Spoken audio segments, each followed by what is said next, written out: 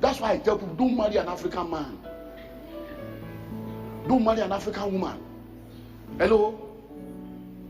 Africans don't understand romance. They call it Western life. But this is romance here. This is Relationship Connect, building a healthy relationship. A willingness to give and care. When it is true love, there will be a willingness to give and a willingness to care. Now, when it is willing to collect, it's not true love. When it does not care, it's not true love. So if someone truly loves you and someone truly loves something, they will be willing to give to it.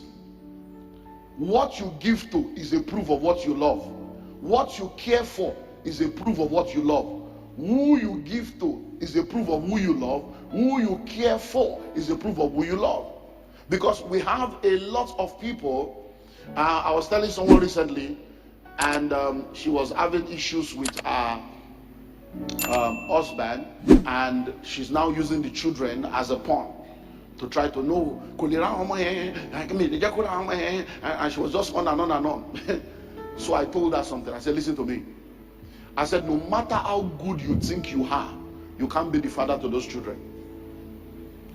God wired marriage in such a way that there are things the children will never have without a man in their life. So I said, let me give you a revelation. I said, there are bad husbands that are great fathers. I said, so I want to ask you a question. Does he love his children? Has he been who like how you're not much who like you won't go? It's like he loves the children. That's why that's the only thing that will pain him. I said, then you are a bad mother. I said, you may be a good wife, but you are now a bad mother. So he's a bad husband, a good father. You are a good wife in your own estimate, but you are now a bad mother because you are now trying to deprive your children that you claim to love from a love that can give them wholeness. And many times we don't understand, because every time we think from the point of what favors us. I say, you are using children as a pawn. The problem is between two of you. These children didn't beg to come into the world. You brought them into the world. Now you want to mess their life up by your own irresponsibility. I say irreconcilable differences. There are no irreconcilable differences, just irreconcilable people. Hello? So number one, when we are talking about this love, one of the characters that will help you know that this one is true is what the person is willing to give. And then the person really cares for you. How can someone say they love you? You told them you are not feeling fine, you are on your way to the hospital, and 2 days later they have not called. And you say, oh love me, oh busy. Something is wrong with you. Hello? The eye that will follow you to old age will start bringing muco in the early morning. Warning signal here. You told a man that you are not feeling fine. He called you out. I'm not feeling fine. I'm on the way to hospital now. I'm going to see a doctor. And he didn't call to say, how far are you in the hospital now? What happened? He didn't call. 2 days. Stop fooling yourself. What you care for is a proof of what you love. Hello? Listen and listen well. There is a woman in your life. Every time she asks for something, you give. The time she asks and you don't have to give, she begins to form. She doesn't love you, she loves what you give. Hello, that kind of woman, when you enter trouble or you're lower, OYO, you're on your own. So begin to understand this now, because many of you, look, I've been a pastor now, last year was like 3 years in ministry. Many of the marital problems we are trying to settle, they are marriage that should never take place in the first place. If all things being equal, you shouldn't have married in the first place. The Bible says, look, as a pastor, there are still questions I have that I have not gotten answer to. That means I'm asking God. He said, what God has joined together, let no man put asunder. The one that God didn't join, God. The one that joined them said, I love him, I love her. And what you are calling love, when you saw her, that's what you are calling love. You have failed. You have she. Hello, number 2. A willingness to make sacrifices to please. A willingness to make sacrifices to please. You are willing to make sacrifices to please the person. And let me tell you, one of the mark of the sacrifice, you won't need to say it. So that will help you, because many of you don't understand this code. When somebody has made sacrifice to please you and they are saying it, do you know what I had to go through? Something's wrong. They won't need to say it, because it's not about you, it's just about who they are. By the time they start saying it, it means they use the sacrifice as a weapon to deceive you. They knew that the sacrifice will get to you, so they did it, not because they love you, but so they now have to be telling you to use it to manipulate you again. Because if it's who they are, the sacrifice is already who they are. It's just natural to them. It's a sacrifice, but it's their nature. It's who they are. Do you understand that now? Because many times we don't understand that people are players. There are women that play games. There are guys that play games. And many people don't know all these things. So that you will not go and enter one chance. Hello? Number 3. Respect, honor, and appreciation to and for one another. One of the characteristics is that there will be respect, there will be honor and appreciation. Sir, I know you are the one that brought the money for the food to be cooked. But if she cooked and served you, thank you is not an error. Oh, thank you, babe, that was nice. To say, why should I thank her? Money. No, we give her money. No, that's not love. Because many of you, that's why I tell people, don't marry an African man. Don't marry an African woman. Hello? Africans don't understand romance. They call it Western life. But this is romance here. To honor someone, to appreciate it. That's romance. Romance is not to kiss and touch. No. It's you that is Nollywood and Bollywood and that gave you that definition. That's no. Romance is just be good. Be a good person. Because when you are good and you are caring, you are romantic. Abi alai, woman, somebody good. It's not to touch you. That touch God will irritate you if the man is not romantic. Say, don't touch me. It's every time you want to, you now be what was it? Hello. Sensitivity to the welfare of another. Sensitivity to the welfare of another. Let me say this at the risk of being misunderstood. Listen, women, please, when a man really loves you, be careful what you say around him. Be careful the complaints you make around him. Be careful the desires you express around him. Because when a man truly loves you, all those things put him under pressure to perform. Many of the armed robbers and Yahoo boys that you see, now woman they cause them.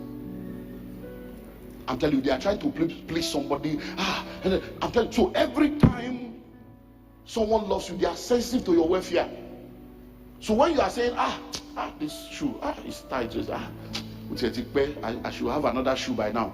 When you say that around somebody that loves you, you have just placed a pressure on him. People that don't love you don't care. They will say,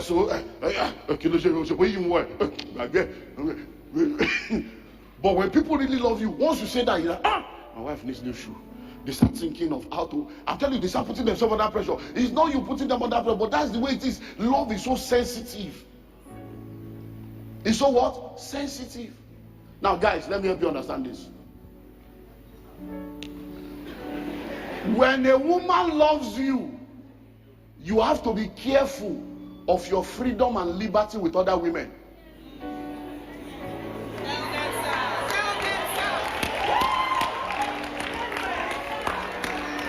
Hello?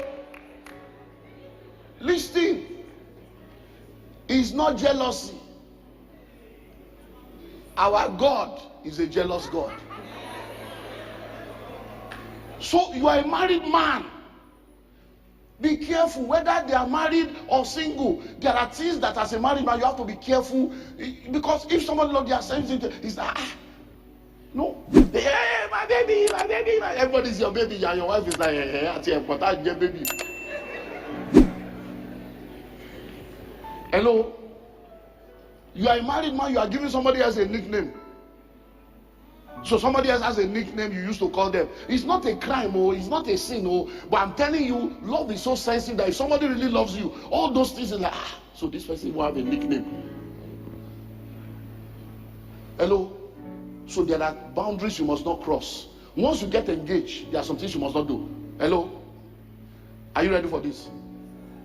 Are you sure you are ready? Yes, sir. I hope you know there's a difference between audio call and video call. Hello? So what is so special about that person that you are now doing video call? Can you imagine your wife in nightgown on the bed and doing video call? How will you feel? Because sometimes you need to flip the coin. I've taught you before, role reversal. Reverse it, put yourself in the other person's shoe, then you will gain perspective. Because sometimes men don't get it until it is flipped and reversed, then they will now see it. Oh, that's true. Hello? She's just my friend, she's just my colleague. Why are you so jealous? Why are you always no problem? When she too now has a guy that is just her friend, just her colleague, and she's doing exactly what you are doing, you will gain perspective. And then having a feeling or affection that does not take another for granted.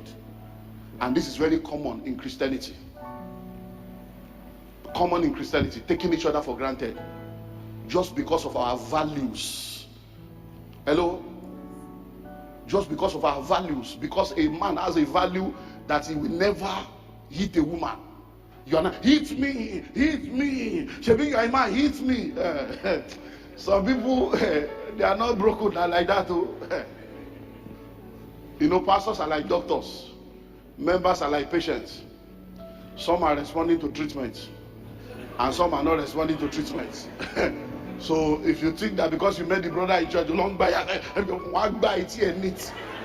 they will slap you with joy. Hello? So are you getting what I'm saying now? So don't take each other for granted. A lot of men take women for granted. A lot of women take men for granted, especially in Christian marriages and Christian relationships. You just feel that because you have married the guy, it's not going anywhere. You now start dressing like a grandmother. The man is telling you, I don't like these eyelashes. I don't like this wig. You are not attractive. You look like a witch. You look like a prostitute. You are not, and you think that that's what people want. Ask your man what he wants. You know the amazing thing about women? They will tell you they are dressing for you. Yet, when you tell them what you don't want, they will be arguing with you. If you are really dressing for me, stop this hypocrisy. If you are dressing for me, you will wear what I say I like, not what you like.